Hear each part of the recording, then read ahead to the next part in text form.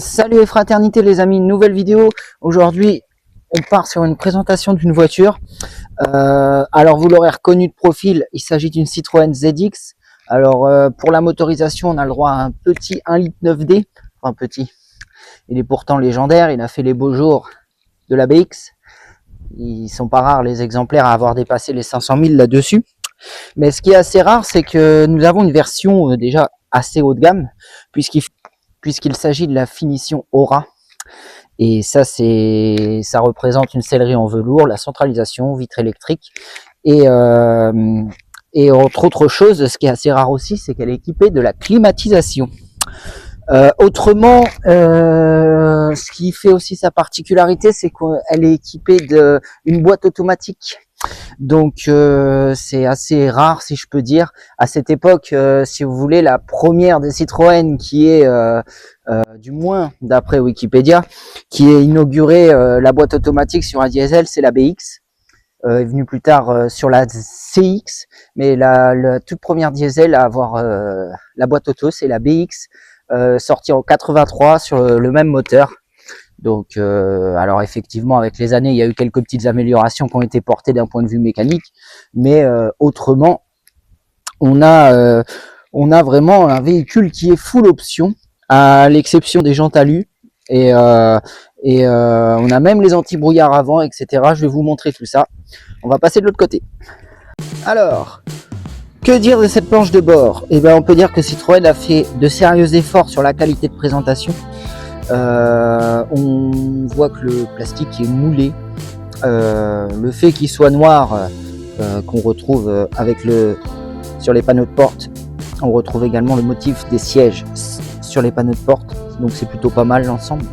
Mais je trouve que la qualité de fabrication a vraiment fait un bond en avant, parce que aussi bien que les anciennes Citroën, je pense à la CX que j'ai possédée, ou les BX, quoi qu'on en dise, les tableaux de bord, n'en parlons pas, celui de la X, un peu mieux en phase 2, qui ressemble un petit peu à ça au final, un peu moins travaillé, mais dans l'esprit on n'en est pas loin. On peut vraiment remarquer que la qualité de fabrication a fait un bond en avant, et ça c'est très appréciable. On peut voir également qu'elle est équipée de son autoradio d'origine. Alors ça c'est quand même quelque chose d'assez rare et exceptionnel, pour que je m'attarde dessus, avec son petit cache, donc c'est plutôt sympa. C'est plutôt chouette. Donc c'est cette version boîte automatique. On peut voir l'étagement juste ici. Donc c'est pareil, la boîte est plutôt agréable à l'usage. Une fois qu'on a, on va dire, apprivoisé le système, c'est vraiment plutôt fonctionnel et cool à conduire. On peut voir également donc la climatisation juste ici, et donc le rétroviseur électrique. Et j'ai bien dit le rétroviseur électrique. Alors je crois que c'est une des premières voitures que je vois avec un seul rétroviseur électrique. C'est assez cocasse, mais bon, donc ça règle que le passager, et donc le conducteur, comme vous pouvez le voir là-bas, il y a la petite tirette qui est manuelle. On a un véhicule qui est dans un excellent état général. Et on peut voir au combiné, il est à 181 363. Soit 4 personnes voyagent sans souci là-dedans, hein. Vraiment, il n'y a aucun souci à se faire. C'est une voiture très confortable.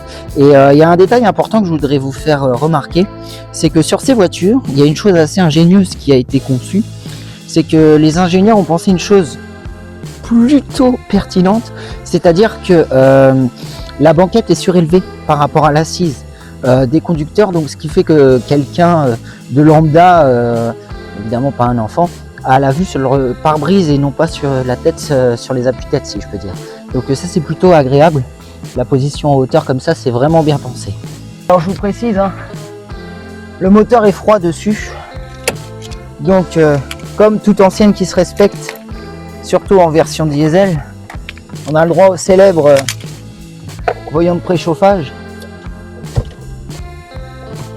Donc ça c'est plutôt cool, si on peut dire, parce que bon, faut pas être pressé non plus quoi.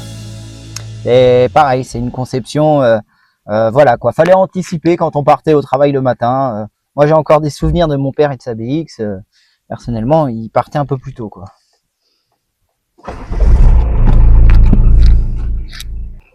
Et voilà la bête en route.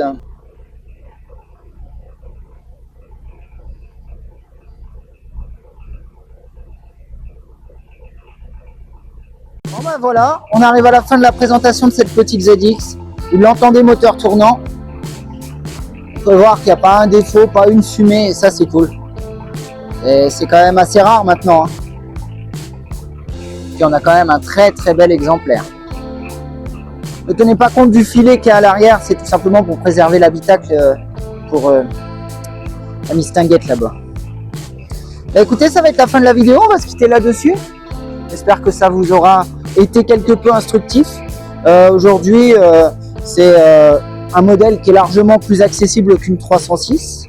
Ce qu'il faut surveiller là-dessus, c'est les trains arrière. Donc voilà. Après, globalement, la mécanique est assez fiable. Que ce soit toutes les versions, on a le 1,4 litre TU, 1,6 litre, 1,8 litre, 2 litres et la 2 litres 16V pour la Volcan qui est assez rare aussi. Mais bon, ce sont des mécaniques éprouvées sur la ZX, il n'y a aucune innovation mécanique si je peux dire. Donc autant vous dire que c'est quelque chose de fiable. Vous n'allez pas au-devant de beaucoup de problèmes avec ce genre de voiture. Eh bien écoutez, il ne me reste plus qu'à vous dire salut et fraternité et à très bientôt dans une nouvelle vidéo.